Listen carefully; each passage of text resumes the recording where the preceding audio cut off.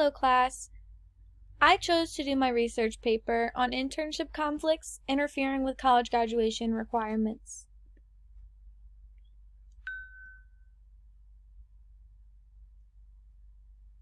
So to start off, I just want to sum up what I look at as an internship during college. So internships are not only provided as an opportunity to put students of all ages out into a first-hand experience with their future job, but to make sure that they are the right fit in the actual work environment. Internships have become an increased problem within college communities due to the lack of information that's being portrayed to students from their college advisors before it's already too late in the term or semester of their required internship. Solving this issue simply requires information being provided to every student on all the graduation requirements needed before they are even brought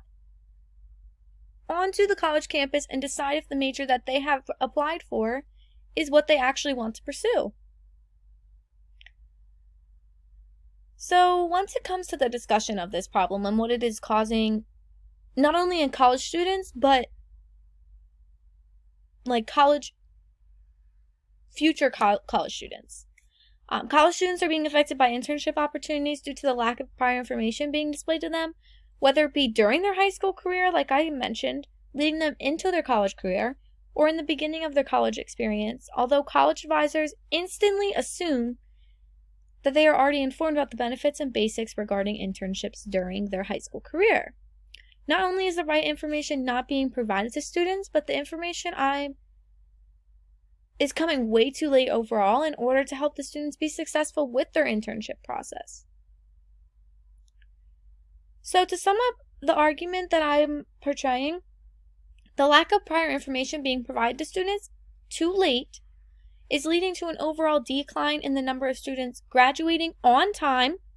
and taking away the opportunity of internships that they have provided for students.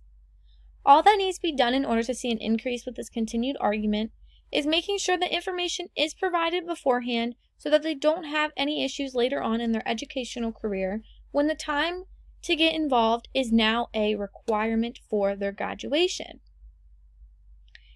Some evidence I found supporting my key points is in the business journals serving the Triangle's business communities, Rosser expresses more students than ever are taking advantages of college internship programs, creating a pool of potential employees for firms, and those interns are taking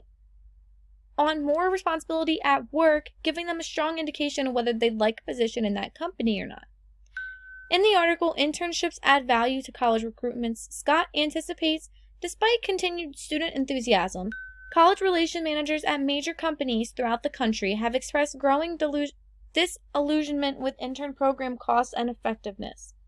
In the article, Unpaid Internships Pay Off, it emphasizes, as a student, you may be eager to snap a part-time or summer job to help line your wallet with a little extra spending cash. But in the long run, an unpaid internship could actually benefit you more. Now, some analysis of the evidence I just provided on the previous slide. The first quote emphasizes the importance behind the impact internships have on students that put in the effort needed